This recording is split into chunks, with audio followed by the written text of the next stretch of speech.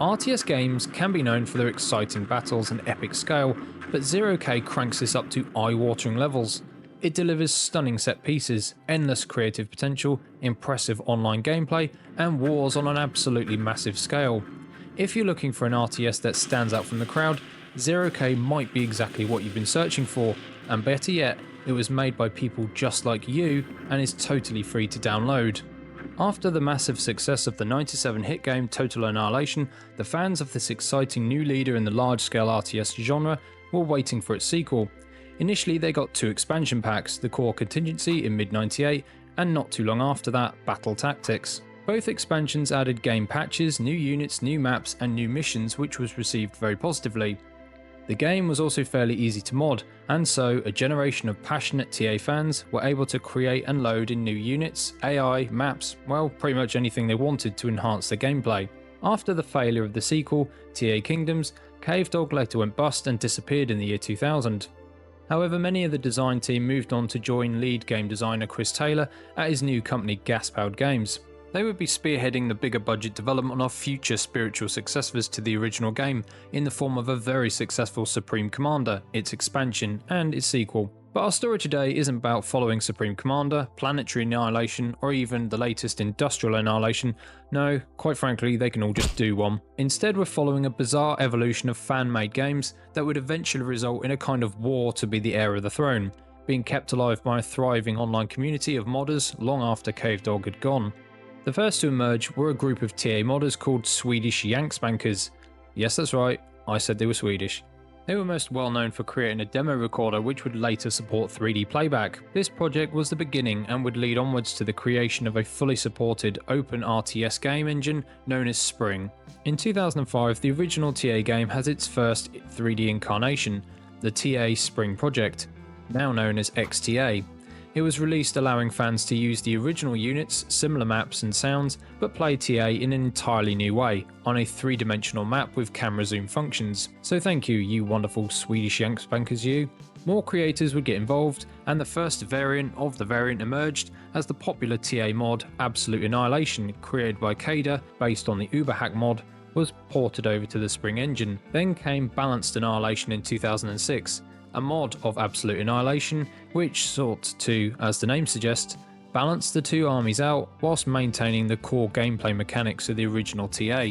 Soon after that came a mod of Balanced Annihilation called Complete Annihilation. Complete Annihilation was the mod that would later morph into a standalone game that is today available on Steam for free and has a thriving online community. You can be forgiven for thinking this all sounds a bit like the MCU multiverse saga, but trust me, I'll be saving the Spring Multiverse of Madness discussion for another video, as it's absolutely bonkers.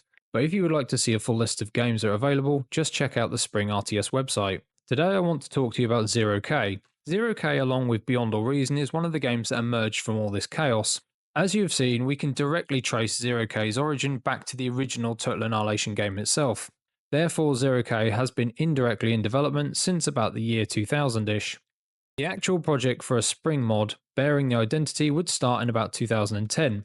Today, 0K finds itself as a game you can download from Steam and has undergone a huge amount of development from a dedicated and passionate community. It has forged its own identity in what is becoming a more crowded and lucrative subgenre in the RTS niche, known to the best of my knowledge as large-scale RTS, which itself was basically carved out by games like StarCraft, Dark Reign, and by Chris Taylor and the original team who worked at Cavedog. I've spoken in previous videos about a definitive spirit to the Total Annihilation series, a growing desire for larger, more epic, more extreme wars, constantly raising the stakes in this dystopian sci-fi universe. This is where the developers of 0K made a brave decision to be a bit different. They flew the comfy nest of familiar TA lore and made their own way in the world, as I will later explain. Firstly, to get the game, you can go to either the official website 0k.info and use a portable downloader, or head over to Steam and get the full game there for free as well. Also, just take some time to browse through the very impressive and extensive website and learn about the game. Maybe take some of the tutorials, read the strategy guides, swat up on the units, and as well check out the credits page. Oh, and a top tip, if like me you're playing this for the very first time after playing another Total Annihilation based game, it's definitely worth looking through 0K's extensive wiki site to learn some of the game mechanics, particularly about economy management. I didn't, and in my first game I ended up feeling like a bit of a tit. Now that you're all highly educated 0k commanders, it's time to get into the game itself. Once you fire up the game, you're immediately greeted by a very slick and easy to navigate main menu. Everything looks good and everything is kept pretty simple. Unfortunately, there is no introduction video to the game. That would be great, but I do appreciate these things cost a lot of money and time to make. It's just something that I personally always enjoy, particularly with these large scale RTS games. There are a few different playstyles to choose from.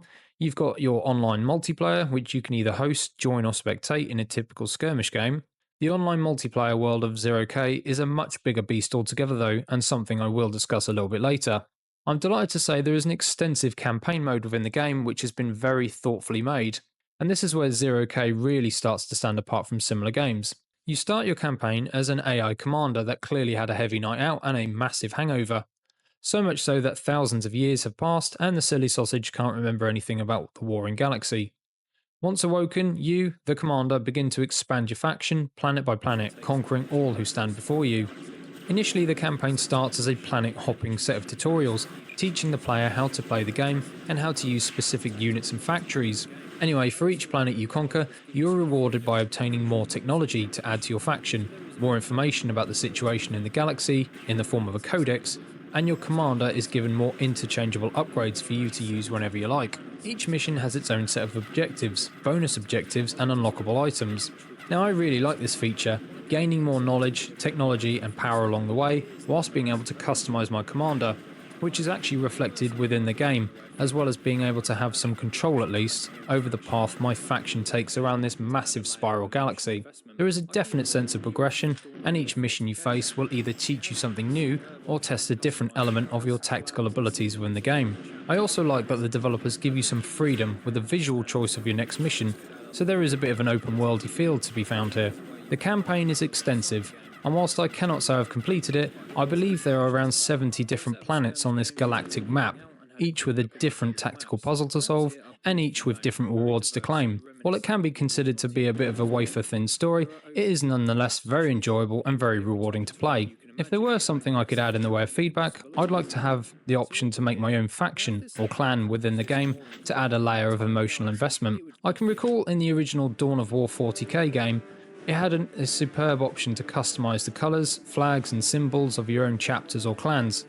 I think given 0k as a standard set of units, this could add a lot of replayability to the game. I believe there's a way you can mod the colours outside the game with some jiggery pokery, but I can't say I have the patience for that. So I set up a skirmish game to test everything out and had a quick look at the available maps. The maps here are beautifully made, very diverse and reminiscent of the original TA game as well. There are over 200 maps to choose from, with every type of terrain you can imagine from a massive galaxy of possibilities. So all good here then. Now if there's something I can't resist more than conquering an entire galaxy, it would be giving the French a bit of a kicking. So I loaded up the superbly made Real Europe version 4 made by a talented creator called Nixer. After starting the skirmish, I was able to choose not only my starting location, but one of 4 different chassis for my commander, with various different advantages, which is pretty cool. Once all selected, away I went. As you begin, there are tips displayed on the screen to help you learn the game as you go, which is very useful. The user interface within the game is very nice and pretty simple to navigate. The economy relies on 2 types of resource gathering, energy and metal. The resource bars for those are displayed at the top of the screen here. On the top left you have the multiple tabs to display various different overlays and toggle minimap displays. Definitely worth playing with these features as they are very useful. You also have the option to toggle through a host of graphs relating to both economic and military performance. Assuming you have a construction unit selected, you will have the build menu on the left side. Each of the various build options have their own build tabs, so it's quick to navigate. Contained in the same space is also the commands tab, which is pretty straightforward to use. There's also a wealth of commands you can use when in your game, as when you're controlling units and factories. Factories can be assigned to produce units infinitely as well, as set rally points, patrol or move instructions, and automated attack orders. Units can also be set into click and drag formations and told to attack move or attack an area if an enemy enters into it. There's also an idle menu in the far left so you know which one of your constructors are doing diddly squat. On the right, you have your minimap, and on the top right, you have the options, in-game clock, and music player bar. The minimap by default displays all of the metal points on the map for you to build your strategy around, which is really helpful. With the original TA, your viewpoint is just top down, and the distance you see is fixed depending on what resolution you choose to run. However, just like in other Spring Engine games, you can rotate the camera all over the place and zoom up close to the units or zoom out into that pretty cool Theatre of War style map. Also on the minimap, and on the main map, as you zoom further out, all your units have their own different icons to relay that information visually to you really quick. This means you can continue the game from much further away, if you wanted to, while still in full control of your team. When you're playing, as you select certain different units, they will have an outline of either their economic input via a power grid system, if they're shields, a protective dome, radars, a detection range, and military units will have their own firing range as well. All good straightforward stuff here then, very clearly illustrated as well. How your economy works in the game is slightly different to what you may be used to in a traditional TA game or with Beyond All Reason. Interestingly, the game does not have the energy to metal converters, so there is a bit more urgency to claim and hold metal spots. This game style reminds me a little bit of games like Dawn of War and Zed, where the game rewards you with more resources for being more aggressive and claiming and holding strategic points. After building metal extractors, you can boost your metal income. This is called overdrive, by building energy collectors or producers like solar collectors, geothermal generators, fusion reactors, or, the big one to aim for, the singularity reactor around your metal extractors. When you build these, you need to bear in mind that if they are destroyed, the developers programmed a damage range and score for each item. So basically, if your singularity reactor is destroyed, you can kiss goodbye to absolutely everything anywhere near it. When building in your base, certain structures also need to be part of a well-powered energy grid. So you can't simply build your megastructures away from your base all on their own like you could in TA. You have to build up your economy and you have to build up energy pylons to extend your power grid. Otherwise, they will just sit there totally inactive. This is actually very clever, and it means that energy pylons may end up becoming an essential target to cut off power to weapons located away from opponents' bases. So that's how your economy basically functions. Let's discuss the units that are available in the game. So once you've selected your commander, the build menu will open and your entire tech tree will immediately be on display. Normally in other RTS games, you may be required to complete construction or research to open up new tech. In a campaign, new tech comes to you gradually, which adds replayability. In a skirmish, it's all laid out, ready for you to build. The developers of 0K decided to step away from some of the design elements of Total Annihilation. There is no arm and core. There is one very large selection of units that every player or faction gets to play with, and everything is organised so it's pretty easy to navigate. The advantage for a new player to 0K is you won't have to go through an additional learning curve of multiple sides. You have a host of economic structures, like the energy production ones I've mentioned previously, as well as wind and tidal generators. You also have a storage structure to increase your cap of resources, a caretaker which adds in construction, and an airpad that repairs and rearms your aircraft. And on that, a side note here, you need to remember that your aircrafts cannot fire indefinitely like they do in the original game. They need to return to either the main base or an airpad to reload after completing an attack run. This is a nice little detail and adds yet another layer of consideration when aircrafts are deployed by the player. You have a good selection of reasonably quick to build ground and air defences, ranging from short range light missile and laser towers to the long range plasma artillery battery known as Cerberus. There is also a shield generator, which trust me, you'll really need that. There's a gravity manipulation turret as well, which is an important addition to your base. You have mine layers, radars and radar jammers, teleportation bridges, and a host of super weapons that can do all sorts of insane things. From your run-of-the-mill long-range plasma cannon, the Big Bertha, your easy-to-use tactical nuclear launcher, an ion cannon, a crazy, destructive, but colourful dispenser of death, Disco Rave Party, and finally the ultimate in redistribution of interstellar meteorites, the Zenith, which is just beautiful. You also have a huge selection of factories for producing a wide range of ground, air, sea and hover units to integrate into your strategy.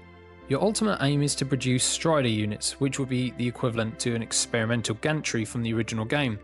Think Krogoth, and you're on the right point. There's also a missile silo that can produce 5 different types of missiles, including a tactical nuke, an EMP, or, if you like, a Quake missile that will literally level the map terrain and everything in its destructive radius. Looking through this insane list of static, defensive, offensive structures, factories and units, this game literally has every type of unit you can pretty much imagine. And if that wasn't enough, just remember you can spend your resources upgrading your commander to eventually make them an absolute beast on the battlefield as well. Also, if you're ever unsure about a unit, just hover the mouse over a unit, press space and click, and you can bring up a windowed info screen about the unit. And if you're a bit more advanced, you can even edit some of the behavioural traits of the unit as you go, like build and energy consumption priorities. So if you're relying on a particular unit, you can effectively always divert more resources to that unit. The original TA had just 3 AI settings: easy, medium and hard. The AI would also be programmed to act differently depending on the terrain and lean towards ground, air or sea gameplay. 0K comes with a list of AI to choose from novice to hard, plus 2 more which are brutal and bleeding edge, which just sounds awesome. Other than your typical battle to the death skirmish mode, there's also a game called Artifact that you can enable. This changes the focus of your skirmish game from simply annihilating the opposition to controlling all the artifacts that are scattered all over the map. Do this and you automatically win the game. I think adding this in does add another layer of strategy into your gameplay, as it gives you another way in which you can potentially defeat a stronger opponent who may not be hunting around for artifacts like yourself. And just like limited metal patches, it does give you something else to squabble over. There's also another game mode called Chicken, and it's anything but. In this mode, your army will face off against an ever-increasing number of alien creatures that spawn from a particular part of the map. Literally wave after wave of smushy organic, anything but chicken entities will try to invade your base, and for every wave you defeat, the aliens will become stronger until eventually the alien queen will charge through the mist and lead a final onslaught. And the emphasis is on the word onslaught. There is a display of information about the game mode on the far right, which keeps you in the know about how pissed off the queen is becoming. The game mode is a fantastic addition to large-scale RTS games, and it's done into a very high and engaging standard, with an array of difficulty settings just to add to the spice. Speaking of game modes, 0K boasts what I think is another great addition, and something I don't recall seeing in an RTS game before, but feel free to correct me in the comment section. There is a checkbox called Zombie, which sounds interesting, and by checking this, you're actually opening yourself up to an entirely new world of pain, and everybody else on the map. Basically, it works as it reads. Every mobile military unit that is killed in the game will, as you expect, lie dead in a wreckage. However, after some time, the unit will resurrect itself and become part of a kind of greyed out neutral team and start attacking everybody. Honestly, this mode is awesome and causes absolute carnage and can literally help turn an entire skirmish battle on its head. You definitely need to give both chicken and zombie modes a try. Speaking of in-game modes, there is quite an interesting addition to 0K in the form of an in-game first-person mode that you can use for most mobile or defensive units. By going into the advanced menu before you start your skirmish and enabling this mode, you simply select whichever unit you want in the game and press Alt-P. This takes you to the first person mode of that unit and you'll have full control over what you want to do. You can fire and you can move around, and on the left you have a display of which way the lower part of the unit is facing versus the upper part, the torso. The lower part of your unit is controlled by the keyboard and the upper part is controlled by the mouse. The mouse wields the gun and you can move it around fairly freely. Now I've tried this a few times and I'll be very clear, it's not perfect and it's not the most intuitive thing to control.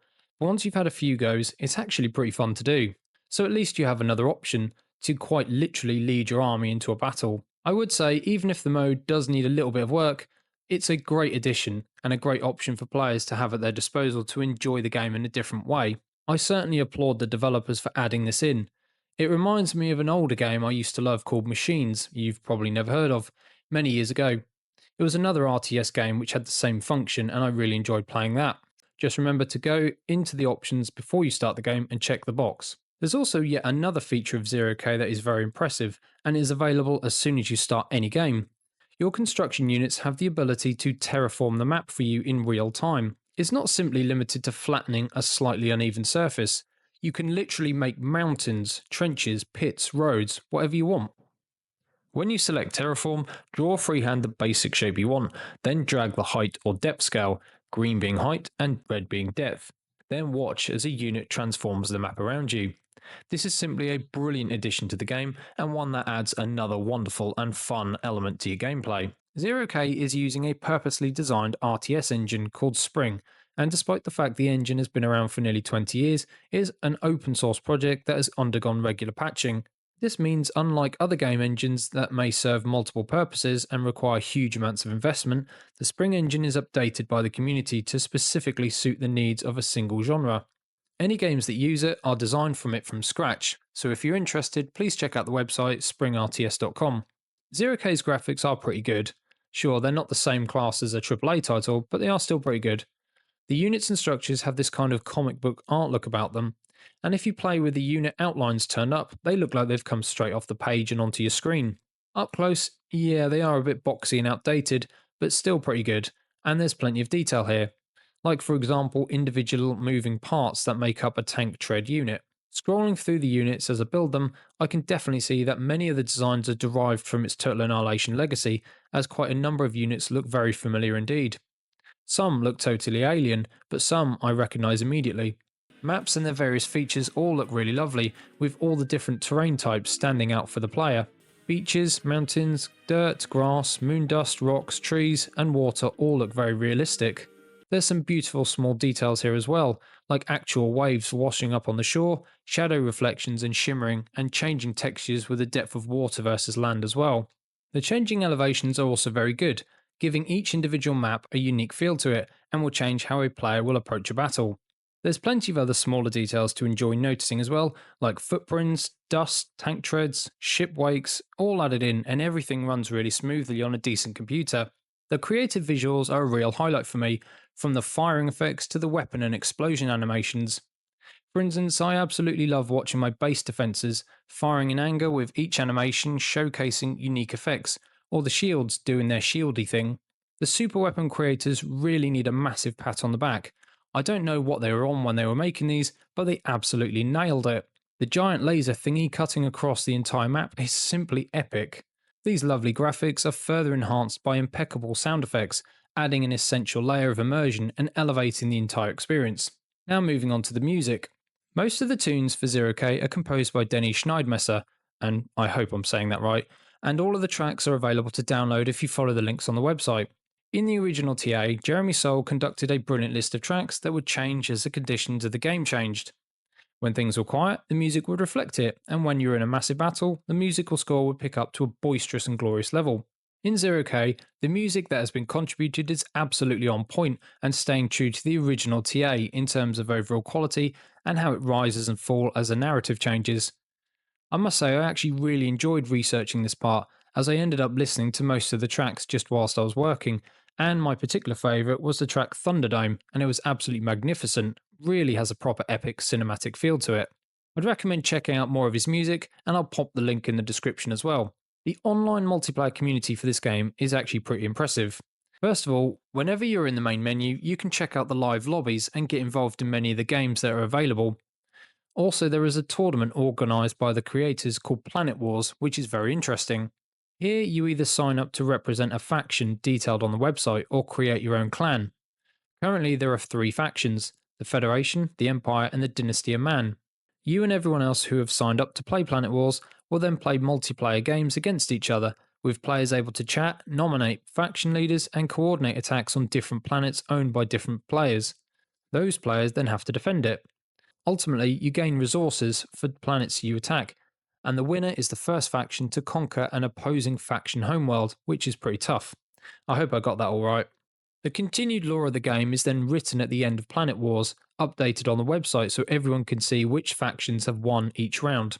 Everything is displayed by this pretty awesome galactic map filled with loads of information about the current Planet Wars. While it's not for absolute beginners, it is something that new players can get into pretty quick, and rather clever way of keeping people engaged in the game. I would really love to hear from anyone who's been involved in Planet Wars and their experience in the tournament, as it does look quite fun. How does this game stack up as a standalone RTS? Well, I'm delighted to say that 0K, despite having been around for quite a while, and in my opinion looking like it needs a little bit of a graphical update, still plays superbly and has a mountain of content to offer the player. Having a legacy directly related to the original Total Annihilation, you can see the influences and inspirations across the board, but 0K has also dared to be different and tried to stand apart from other TA-like games, while staying true to its original source material. 0K has gone further though and developed its own TA like-minded lore, units and economy dynamics, and this is most evident when you get involved in the online community. The online multiplayer tournament, Planet Wars, is a great, well thought out way of keeping the community focused and engaged as well. Looking through the data on Steam, you can see that 0K actually peaked around about 1,000 players not too long after it was released on Steam. Usually you can find a good couple hundred people who are playing, which is pretty good though. There is a wide variety of units, structures and command options that offer the player a huge amount of both strategic and tactical options. As a player, you always want options and having solutions to situations, whether it be the very impressive terraforming, the use of shields, gravity guns, jump bots, strider units, upgrading the commander, or the use of the insane super weapons. There's clearly been plenty of deep thought from the developers of how to add better player experiences into the game. The menus are simple, easy on the eye and easy to navigate. The campaign mode, whilst lacking in a particular engaging story as such, is surprisingly very playable and very rewarding. It also gives an element of freedom, plenty of learning opportunities and a large variety of challenges. The in-game modes such as chicken, zombie and artifact modes create fun alternative dynamics that recycle the game, along with additional of aforementioned terraforming and first-person shooter modes. The music, sound effects, animations, maps and textures are all very high quality and are underpinned by excellent gameplay mechanics and physics. Ultimately, this shows just how much development this incredible community-backed game has undergone. What do you love about 0K? What are your favourite things? Please leave your thoughts in the comment section and like and subscribe so I can continue making content like this. See you again soon.